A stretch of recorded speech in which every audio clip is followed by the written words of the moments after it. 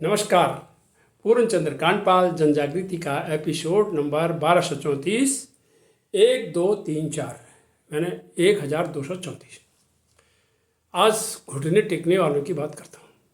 घुटने कौन टेकता है? जिसको अहंकार होता है और जिसको घमंड होता है। एक दिन वो जरूर घुटने टेकता है। अब इसके लिए हमको थोड़ा सा पीछे देख करके जाना पड़ेगा।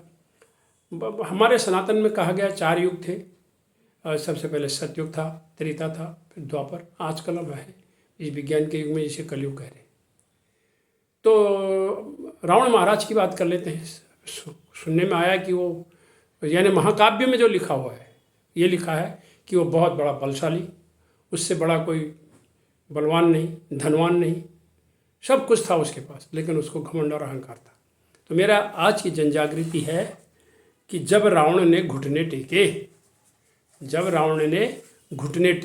लेकिन घुटने क्या टेके? जब मर गया यानी गिर गया जमीन में, तब घुटने टेके, पहले थोड़ी टेके उसने। अब उस पर जो भी व्याख्याएं, प्रतिक्रियाएं, टिप्पणियां लोग करें, हम अपने कथानक के हिसाब से ये देखते हैं कि रावण को घमंड था। उसने हर प्रकार का छल कपट जो भी किया, लेकिन अच्छा काम तो कुछ भी नहीं किया। आइए बात कर लेते हैं। रामायण महाकाव्य में हमें कई शिक्षा देता है। दूसरा महाकाव्य महाभारत है।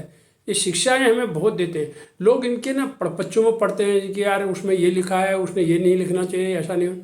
मैं आपको ये कहता हूँ, आप अपने मतलब की अच्छी बात को उठा लीजिए, बाकी सब छोड़ दीजिए। कूड़ा करकट किसी को लग रहा तो साधु ऐसा चाहिए जैसा शुभ सुहाए, क्षार को गहिरे थोथा दे उड़े। बाकी पड़पच्चों में क्यों पढ़ो? अच्छा मिलता है ना। आपको राम की मर्यादाएं अच्छी लगती तो ले लीजिए, जो अच्छा रावण की बातें अच्छी नहीं लगती छोड़ दीजिए, वैसा मत करिए। बस यही तो कहता है वो, और क्या कहते हैं। तो रामायण की रचना महर्षि वाल्मीकि ने संस्कृत में की, जबकि रामचरितमानस की रचना 500 वर्ष लगभग गोस्वामी तुलसीदास जी ने अवधी भाषा में की। बल्कि उन पर यह भी कहा जाता है कि तुमने संस्कृत में नहीं की, इसलिए उन्हें विरोध भी झेलना पड़ा, पर उन्होंने अवधी में की। अवधी हिंदी जैसी ही है लगभग। तो मुख्य पात्र 2 हैं हमारे रामलीला में, राम और रावण। अगर ये नहीं है तो फिर रामलीला का आएगी। तो उनमें राम मर्यादा और विनम्रता के अवतार हैं। जो उनका कैरेक्टर है, जो राम का किरदार आपको दिखाई देता है, वो कैसे देखो, उनका सब कुछ हमें दिखाई देता है। वो एक विनम्रता के, सत्य के, ईमानदारी के, आज्ञा पालन के अवतार हैं।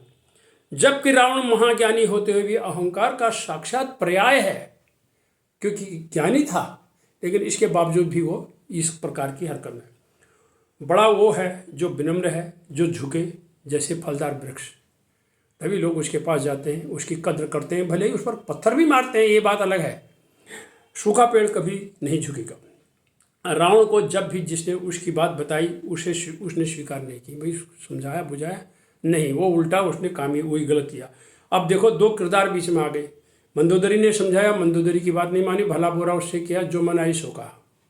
और उसका विद्वान भाई विभीषण था, उसने भी समझाया, तो फिर उसको लात मार के भगा दिया घर से। हट, हमारे यहाँ से निकल, तू कौन होता है मुझे बताने वाला। ये हुआ।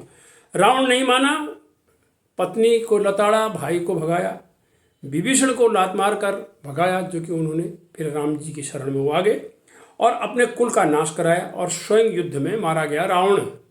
और जब मारा गया, मरने पर उसने तब हार मानी, और अहंकार को तो हारना ही था, अहंकार को घुटने टेकने थे। तब रावण ने फिर घुटने टेके।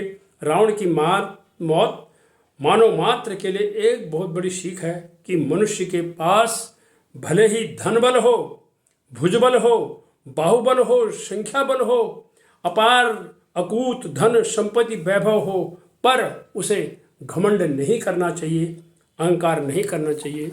एक दिन नहीं तो घुटने टेकने ही पड़ेंगे। यही महाकाव्य हमें शिक्षा देता है। यही राम और रावण के 2 किरदार हमें शिक्षा देते हैं। धन्यवाद, नमस्कार।